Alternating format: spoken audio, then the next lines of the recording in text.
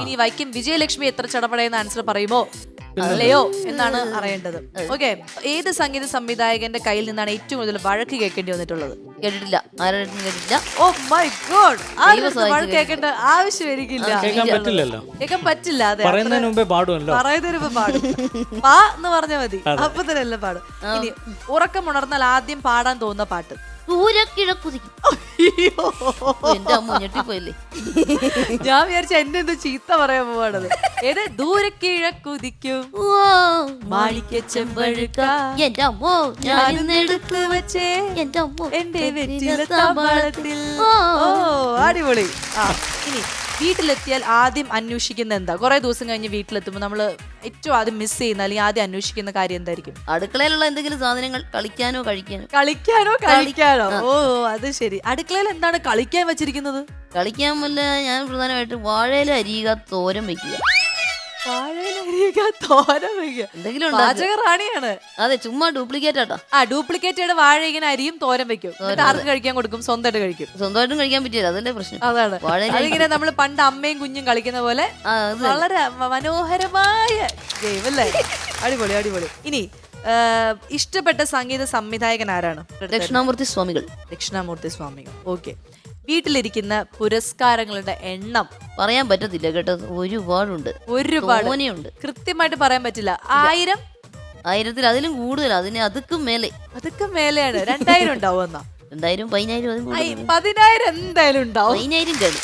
ഇനി പാടണമെന്ന് ആഗ്രഹിച്ച ഒരു ഗാനം, അതായത് വേറെ ആരെങ്കിലും പാടി കേട്ടിട്ട് ചേച്ചിക്ക് തോന്നുമല്ലോ, അയ്യോ ഈ പാട്ട് എനിക്ക് പാടിയ കൊള്ളായിരുന്നു, അങ്ങനെ തോന്നിയ പാട്ടുണ്ടോ? ട്രിപ്പിൾ ആർ സിനിമയില് RRലയോ? അതിലേത് പാട്ട് ചേച്ചി? അമ്മാവോട നാനും നാനേ നാനേ തന്നാനേ നാനേ. ശരിയാട്ടോ, അത് ചേച്ചിയുടെ വോയിസിന് പറ്റിയ ഒരു പാട്ടായിരുന്നു. നമ്മൾ മലയാളികൾ ചിലപ്പോ എവിടെയോ മിസ് ചെയ്തൊരു ഇതായിപ്പോയി. കഷ്ടം. എന്നാലും കുഴപ്പമില്ല. ഇനി അടുത്ത രാജമൗലി സാറിന്റെ ആദ്യം ബാഹുബലിയിൽ പാടിയല്ലോ, അതുകൊണ്ട് കുഴപ്പമില്ല. അതെ, ഇനി അടുത്ത സിനിമ വരുമ്പോ എന്തായാലും പാടുമല്ലോ. അതെ അതെ. ഇനി ഏറ്റവും പേടിയുള്ളത് എന്താണ് ചേച്ചിക്ക്? ജീവിതത്തിൽ ഏറ്റവും പേടി? വെടിക്കെട്ട്, ഇഞ്ചക്ഷൻ, പല്ലെടുക്കുക. വെടിക്കെട്ട് എന്ന് പറഞ്ഞാൽ അതായത് അമ്പലങ്ങൾ ഉത്സവത്തിന് പോകുമ്പോ ആ വെടിക്കെട്ട് ഭയങ്കര പേടിയാണ്. ആ സൗണ്ട് ഒരുപാട് അങ്ങോട്ട് പറ്റത്തില്ല, ചെവി പൊത്തി പിടിക്കും. ഇപ്പോഴും മതി. ആണ്. വേറെ ഒന്നും അങ്ങനെ പേടിയില്ല. പിന്നെ വേദനകൾ ഓരോന്നോ അത് പേടിയാണ്. പിന്നെ ഇഞ്ചക്ഷൻ, പല്ലെടുക്കുക, മറ്റു കാര്യങ്ങൾ. അയ്യോ, എല്ലാം പേടിയാണ്. അങ്ങനെയുള്ള കാര്യങ്ങളൊക്കെ പേടിയാ കേട്ടോ. പിന്നെ തീ പാറുമ്പോ, പിന്നെ നമ്മൾ ആരതി ഒഴിയുമ്പോഴേ തന്നെ തൊട്ടുപടുത്ത് എനിക്ക് പേടിയാ. അങ്ങനെയുള്ള കാര്യങ്ങളൊക്കെ. ഒട്ടും പേടിയില്ലാത്തത് എന്താണ്? ധൈര്യമായിട്ട് ഞാൻ ചെയ്യും, അല്ലെങ്കിൽ എനിക്ക് ഒരു പേടിയില്ല, അങ്ങനെ എന്തെങ്കിലും കാര്യങ്ങളുണ്ടോ? പിന്നെന്താ, ആരെങ്കിലും ഇപ്പം വിമർശിക്കാൻ വന്നു കഴിഞ്ഞാൽ അത് തന്നെ എന്റെ സ്വഭാവം. അങ്ങനെ ചെയ്യരുതെന്ന് ഇപ്പം വിമർശിക്കാൻ വരും. ഇപ്പൊ ഉദാഹരണം കഞ്ഞിയും കറിയും കളിക്കുന്നത്, എന്തെങ്കിലും മിമിക്രി പറയുന്നത്, ഇതൊക്കെ കഞ്ഞിയും കറിയും കളിക്കുന്നത് വിമർശിക്കാൻ വരും. മിമിക്രി പറയുന്നത് എന്നാ അത് പറയരുതെന്ന് പറഞ്ഞു. അപ്പൊ ഞാനത് തന്നെ പറയാറുള്ളൂ.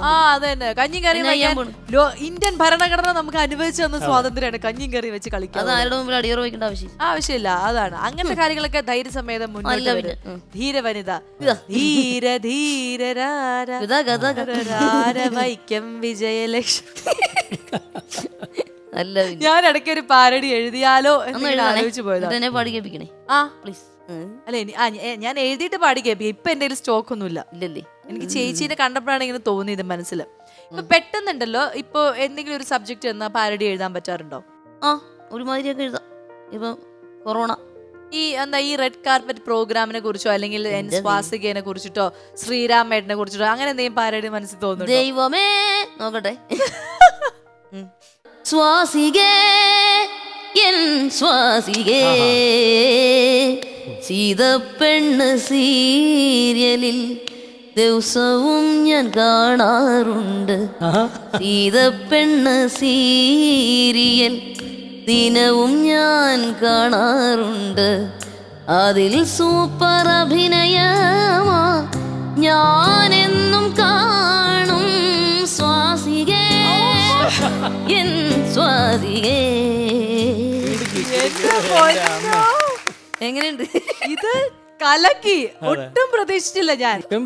എന്റെ പൊന്നോ, നമിച്ചിരിക്കുന്നു.